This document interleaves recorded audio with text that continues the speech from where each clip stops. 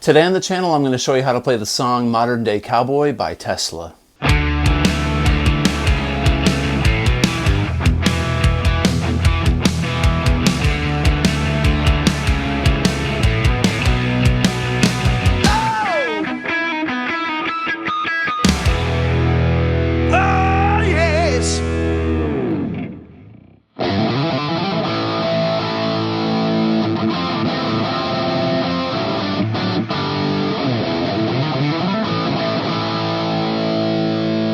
Yeah, man, Tesla, Frank Hannon, one of my favorite guitar players. Awesome album, Mechanical Resonance. We're going to learn how to play Modern Day Cowboy today. I saw Tesla open for David Lee Roth on the Eat 'Em and Smile tour, and I had not heard the band at that point, and I was blown away. I've been a fan ever since. In fact, my senior song in high school was Changes. So anytime I put on Mechanical Resonance, just brings back great memories. So many good songs, man. Little Susie's on the album. Yeah, got to do that on the channel one day. Anyway, we're going to talk about Modern Day Cowboy. There's a lot of really cool chords in this, really nice progressions, great guitar tones, obviously, on this album. Some nice arpeggiated trills that outline an E major, E dominant 7 chord. It's in A minor. We're in standard tuning. I'm going to show you how to play the intro, the verse, the pre-chorus, the chorus, and I'm going to do my best to show you this guitar solo. And let's begin, all right? So the song starts off with this cool riff. This riff goes like, it's in slow motion. It's, well, I'll play you the riff up to speed, then I'll show you in slow motion. It goes like this.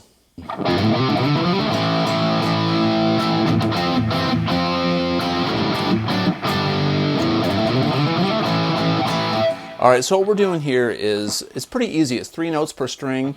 We've got 1, 3, 5 on the low E and 1, 3, 5 on the low A. And I'm gonna hammer on. So I'm gonna pick the first note and then hammer on the other 2, like that. And that's the same thing for the A string. So you can get this going. And then we're going to move this up 2 frets to 3, 5, 7, and then play the same thing on the D string. So it goes.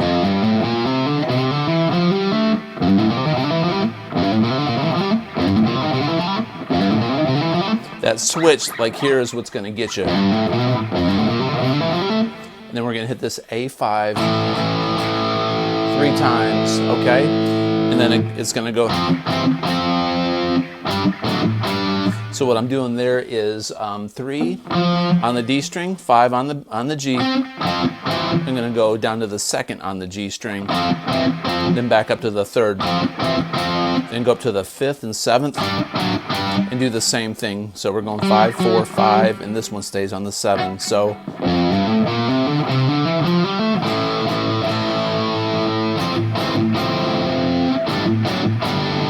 then do it again.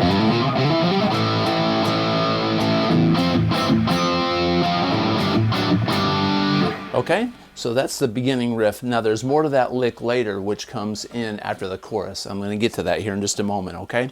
So after it does this, does that a couple times, and it's going to do, then it's going to kick in full band with the groove, okay? So what that chord is a G, and then we're going to go, it's going to be a D with an F sharp on the bass, and then go up to the D. So I'm going to go same pattern, except it's 2 frets lower. So this one is then, okay, and when it's doing that, this other guitar, probably Frank, is up here going. We're going to do unison bends. So we're going to be way up here, up high on the 18th and 15th fret. We're going to bend the 18th fret a full step up, do a unison bend, go down 1 fret each, then go down here on the 16th and the 10th, and we're going to put some vibrato on it. Then we're going to go 16 on the B and 12 or 13 on the E, go down a fret, and down here on the 11th and the 11th and 8th. So together it goes, and that's when they're going.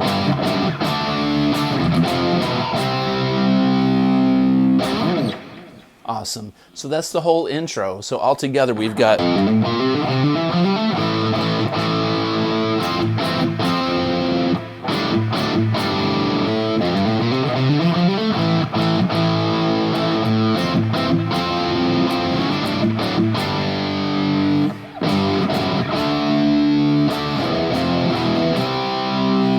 And up here.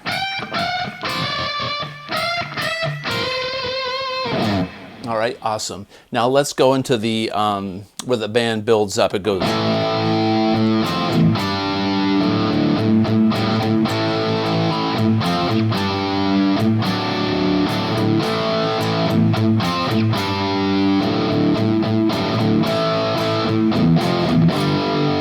All right, now that's the only time it really does that in the song. It's before the verse starts. So we're gonna hit an A5, then we're gonna go.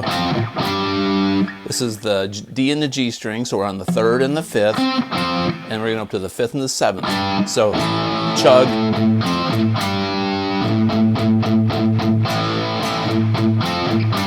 Do the same thing, then lower this finger on the G string down to the 4th.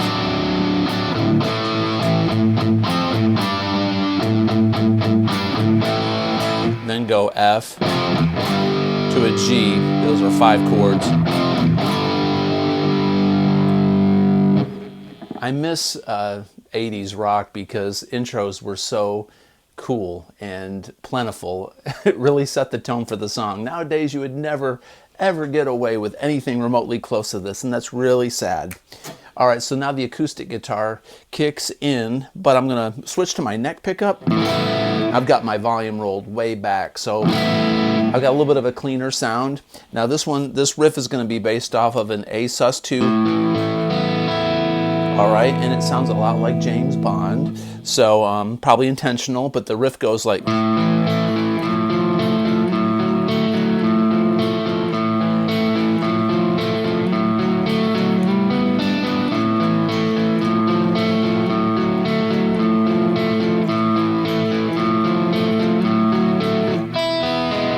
All right, so what I'm doing there is A,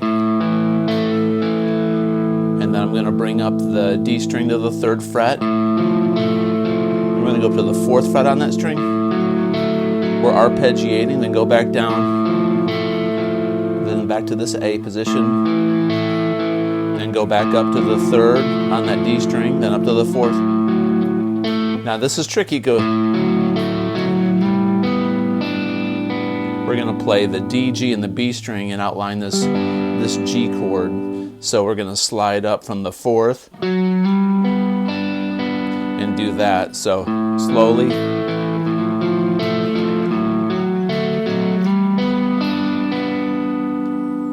Now the last time that they do that, he plays an E. He resolves to an E because the E is basically the dominant chord of the A minor. The 5 of the A minor, because we're in A minor. So altogether it's.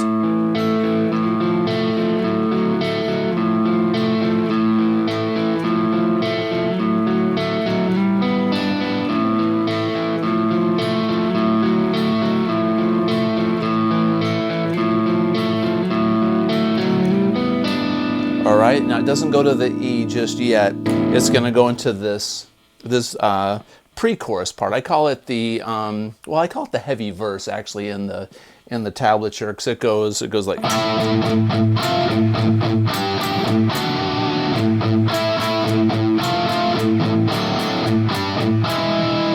And this is cool because the chorus is exactly the same riff, but it's played opposite. I'll show you that in a minute. It's kind of played backwards. So the heavy verse, we're going to be up here on the 7th and 9th on the D and the G string. We're going to chug on it, go chug, chug, chugging on that A twice.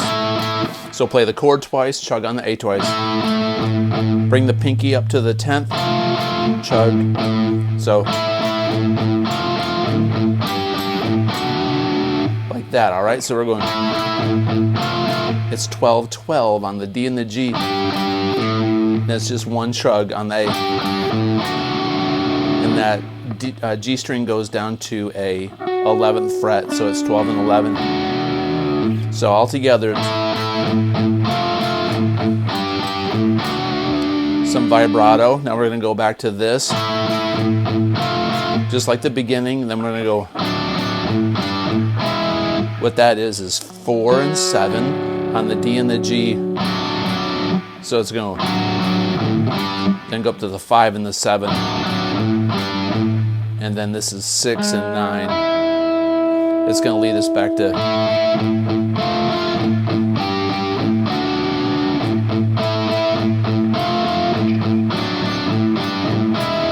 repeat.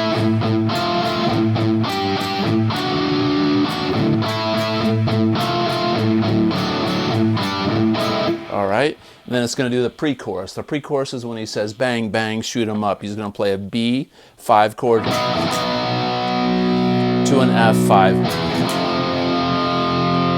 Such a cool progression. And we go back to that B, and then it's going to do the intro riff where it goes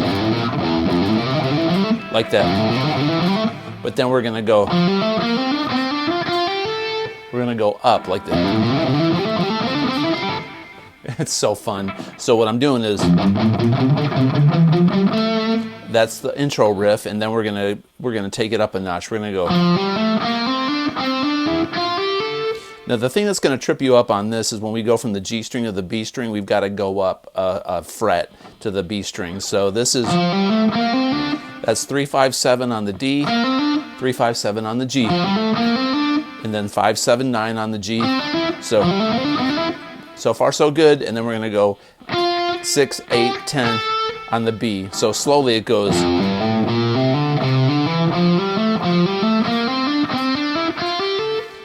It's pretty easy when you get it down because 3 notes per string is ideal for guitarists. So quickly, hopefully I'll be able to execute this. All right, once again. Cool, and then it goes into the chorus. Now the chorus is like the verse, but it's kind of backwards of the verse. So the chorus goes.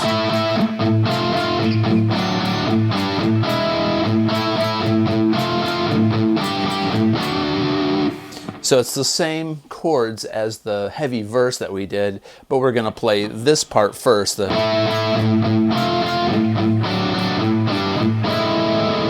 then it ends.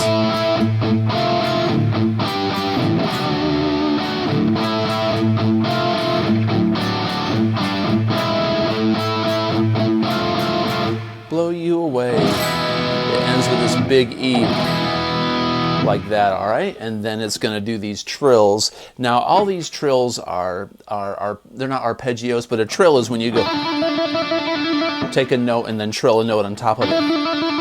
So I do it with my index finger and my ring finger. You can do it with your pinky if you want. Depending on how far the stretch is, you may want to do index and pinky, but index and ring is probably ideal. So these trills are outlining an E dominant 7 chord, which E dominant 7 is an E major chord with a D natural. And it's like the Born on the Bayou chord. Or, you know, she was just 17, if you know. You know what I mean. So E dominant 7 chord. So there's several different areas you can do this. One guitar is going.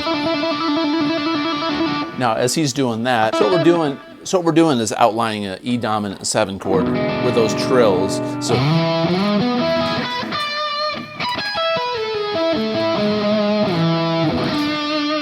all right. So once again.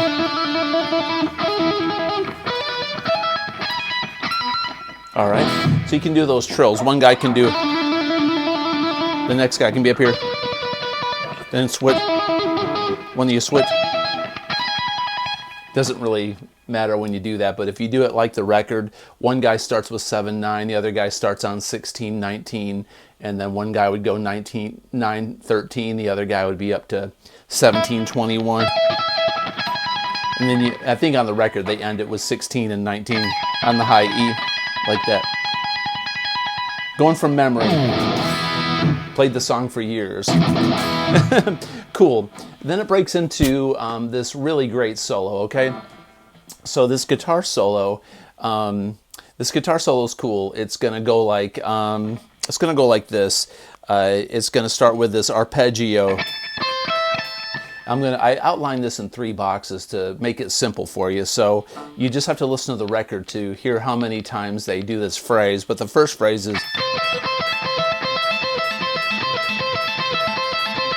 So it's 17 on the high E, 13, and then on the B, and then 12 on the high E.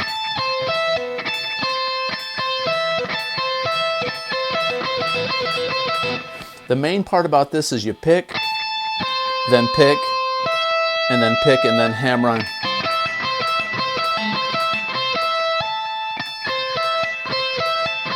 So when you start going, it's like.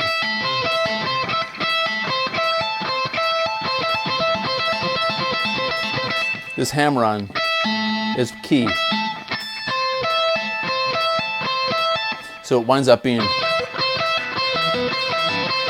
but you got to start it on this high note. And then it's going to,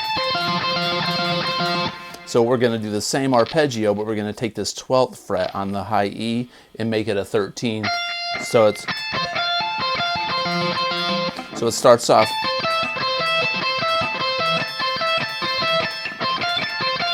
So basically it's going from an A minor to an F.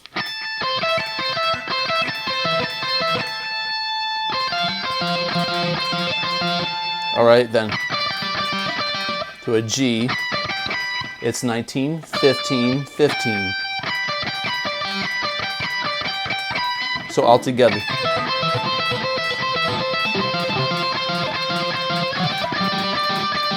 Then that last part is a bend up here on the 19th fret. We're going to release it. It's a half step. So we're going to bend it twice. Then 17, 19 on 20 on the B string, and then bend it up a full step in vibrato. So after this lick,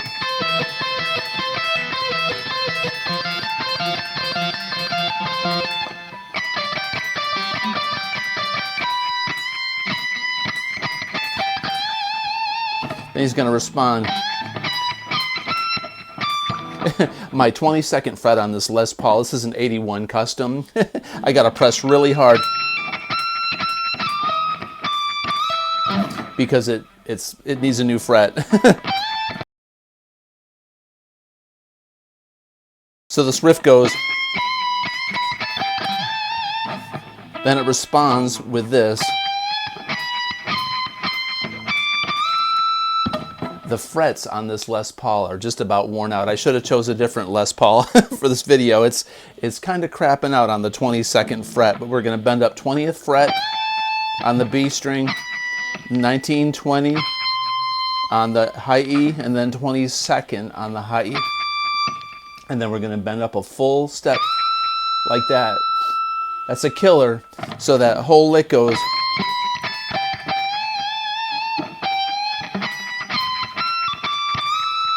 Sorry about my fret. I can't quite do it. Okay, so this last lick is a really quick lick in the solo, and it's based off of a minor scale. A minor and C major are relative majors and minors with each other. And what I do is I take this C major position, this C major scale, which is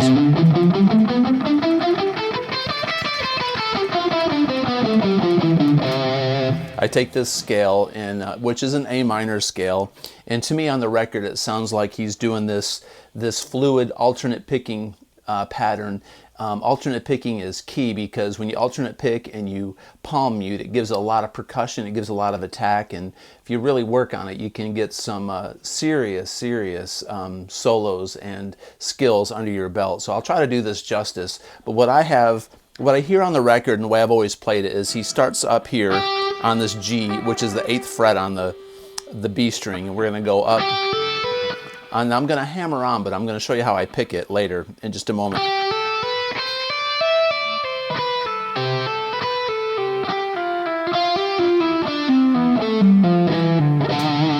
and I end on this D. You try to add a pinch harmonic to it, which half the time I can't get, probably 90% of the time. So I'm gonna do a legato thing. Something like that, all right? Now when you alternate pick it, it's gonna sound kind of like this. Man, that's hard to do. So once again, slowly.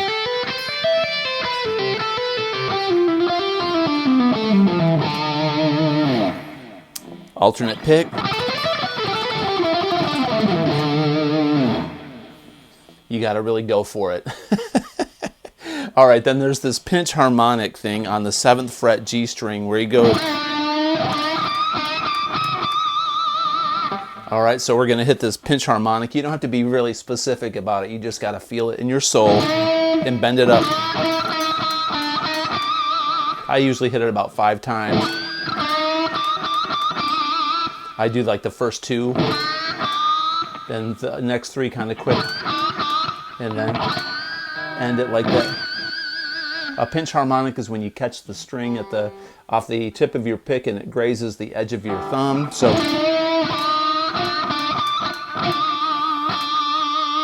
right, cool. And then there's this A minor pentatonic lick that I can't quite hear on the record, so I kind of always fake this one, but it's pretty close. I go like this.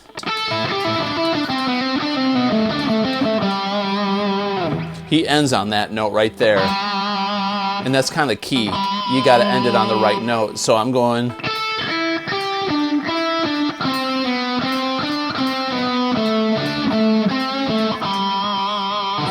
So I'm going to basically skip a string. I'm on the 5th fret. I'm skipping E to B, then going 8, 5, like that. And then going to go 7, 5, 4 on the G. Then go back up to the 7, then back down. 7 on the D.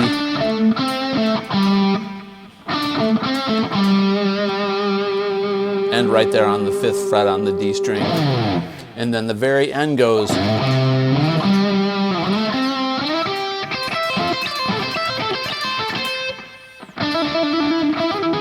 That thing again. So the ending is. I'm going to slide up to the 5th fret on the low E and play the 3rd fret on the A. Then we're going to go 7, 5 on the A and the D, then 7, 5 on the D and the G, and then 9, 8 on the G and the B. So then this last lick is.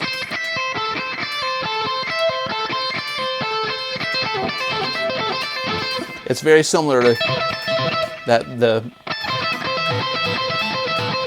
way they do the guitar solo, but it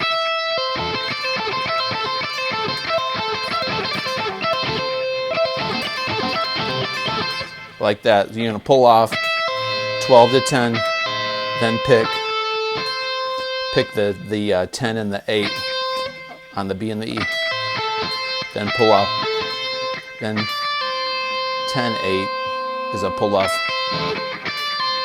on the high E. Then we're going to go back to this trill thing, which is again 7, 9, 9, 13, 16, 19. The B string is 17 and 21, and then 16, 19. All those combined, which is the E7. Then he goes back to.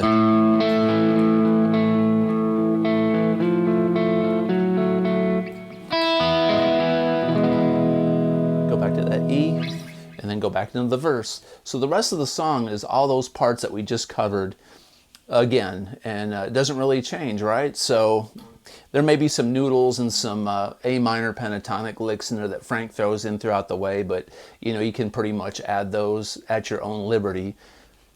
But those parts I just showed you are the nuts and bolts of modern day Cowboy. Not a super difficult song. It's a little hard getting this solo under your fingertips, and that one fast run is killer. But if you can practice that C major A minor scale, practice your alternate picking when you get in the moment, you get that speed down, you know, and feeling that downbeat diddle diddle diddle diddle diddle diddle. You got to get that mealy thing on the downbeat going, and practice it to a metronome if you have to, and you'll get there, I promise.